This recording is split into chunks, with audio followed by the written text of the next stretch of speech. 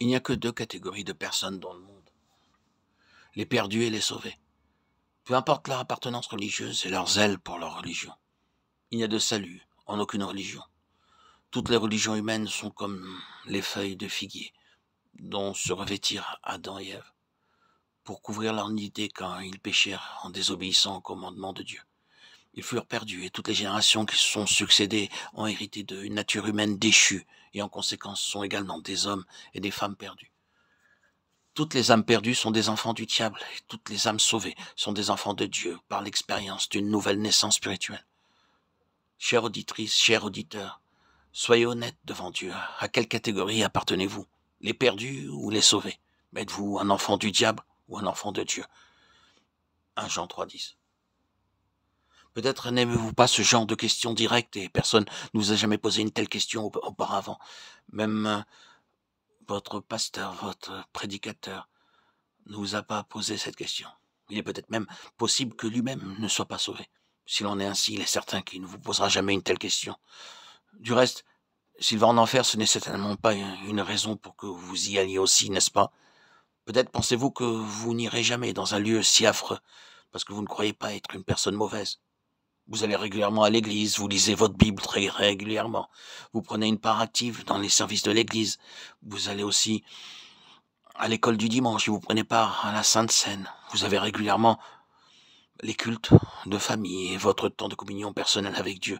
Vous donnez l'aumône aux pauvres et vous faites de votre mieux. Savez-vous ce que Dieu pense de toutes ces activités? Nous sommes tous comme des impurs et toute notre justice est comme un vêtement souillé. Ésaïe 64,5. Toutes vos pratiques religieuses sont comme un vêtement souillé devant un Dieu saint qui ne peut pas regarder le mal. Tes yeux sont trop purs pour voir le mal et tu ne peux pas regarder l'iniquité. Habakkuk 1,13. Alors, quelle est l'espérance d'un homme qui est né dans le péché? Voici, je suis né dans l'iniquité et ma mère m'a conçu dans le péché. Psaume 51,7. C'est pourquoi nous péchons par nos pensées, nos paroles et nos actes. Aucune religion ne peut nous sauver. Et, chers auditeurs, chère auditrice, si vous faites confiance à votre religion pour vous sauver, vous êtes perdu pour l'éternité. Oui, vous êtes perdu. Il n'est pas nécessaire de devenir religieux parce que vous êtes perdu.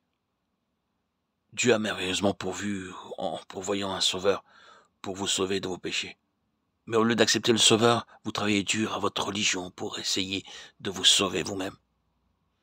Il y avait un homme très religieux nommé Nicodème. C'était un maître en Israël, un pharisien, c'est-à-dire un homme qui gardait parfaitement la loi de Dieu, érudit en théologie, mais il était perdu. Jean 3, 1 à 16.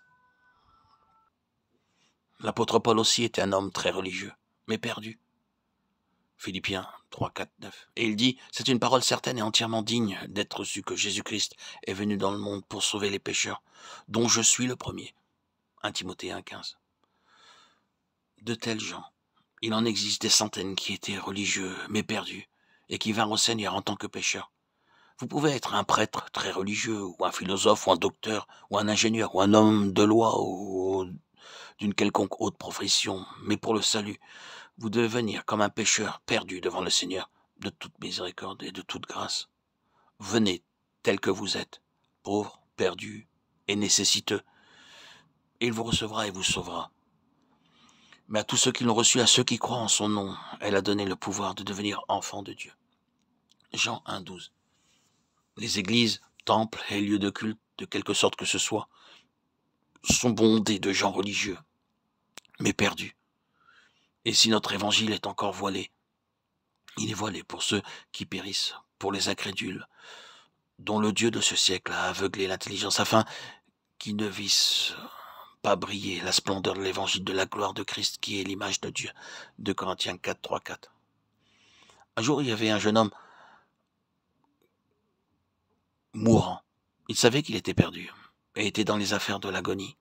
Oui, la mort est une terrible réalité qui rend anxieux les gens qui ne le sont pas d'habitude. Le prêtre fut appelé, il vint, lut quelques prières dans un livre, administra le sacrement au pauvre jeune homme mourant et lui dit qu'il n'avait rien à craindre. Dès que le prêtre fut sorti, un ami dit au jeune homme, « J'espère que maintenant tu es heureux, tu peux mourir en paix. » Non, répondit-il, je ne suis pas du tout heureux, je n'ai pas la paix, et je ne peux pas mourir ainsi. Que puis-je donc faire? Non, mon cher lecteur, la religion, avec tous ses rites et ses cérémonies sans Christ, ne peut aucunement donner la paix de l'âme à l'heure de la mort, jamais. Après un court instant, un autre ami vint le visiter et commença à lui lire ce beau cantique. Tel que je suis, sans rien à moi, rien que ton sang versé pour moi, et ta voix qui m'appelle à toi. Agneau de Dieu, je viens. Dès la lecture du premier vers, le jeune mourant agonisant dit avec une profonde sincérité, « S'il te plaît, relis cela. » Plusieurs fois de suite, il lui fut répété. Il buvait chaque mot, écoutant comme si sa vie en dépendait. Quand tout le passage fut lu, il dit, « C'est fait, je peux maintenant mourir en paix. » Ce jeune homme, séance tenante, vint au Seigneur Jésus tel qu'il était, sans se justifier, sans une once de bonnes choses à présenter. Il vint avec son besoin profond et le Seigneur le sauva. Chers auditeurs, chères auditrices, vous devez aussi venir avec une telle disposition de cœur, et il vous sauvera. Le Seigneur Jésus vous invite aussi à venir à lui. Il dit, venez à moi, non pas venez à l'église ou au temple ou soyez religieux et priez, venez à moi. Une personne divine, le Créateur et le Fils béni de Dieu, qui mourut sur la croix du calvaire pour que vous puissiez être dans la gloire éternelle avec lui pour toujours. Toute votre pratique religieuse n'est qu'un esclavage religieux, un labeur fastidieux et une illusion du diable, et vos péchés sont un lourd fardeau. Alors venez au Seigneur Jésus et il vous donnera le repos. Il peut vous sauver parce qu'il a parfaitement accompli l'œuvre de salut pour vous en présentant son précieux sang en votre faveur. Ces dernières paroles sur la croix furent, tout est accompli. Oui, la question du péché est résolue et le Seigneur Jésus est ressuscité et est monté au ciel dans la gloire, preuve que tout est accompli. Aussi, venez à lui tel que vous êtes et où que vous soyez et qui que vous soyez, entendez seulement sa voix et obéissez-lui. Prenez garde d'être attaché à votre religion sans Christ, car vous serez perdu pour l'éternité.